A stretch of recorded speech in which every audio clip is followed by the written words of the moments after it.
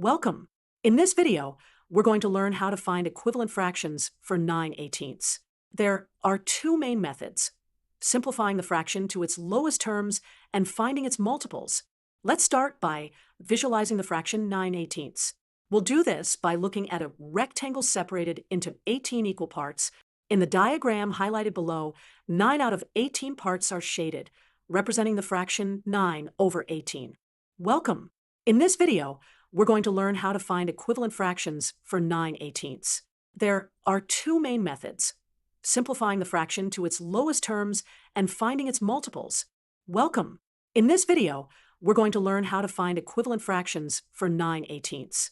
There are two main methods: simplifying the fraction to its lowest terms and finding its multiples. Let's start by visualizing the fraction 9/18. We'll do this by looking at a rectangle separated into 18 equal parts. In the diagram below, 9 out of 18 parts are shaded, representing the fraction 9/18. Now let's simplify 9/18 to its lowest terms. To do this, we need to find the greatest common divisor, or GCD, of 9 and 18. First, we list the factors of both numbers. The factors of 9 are 1, 3, and 9. The factors of 18 are 1, 2, 3, 6, 9, and 18.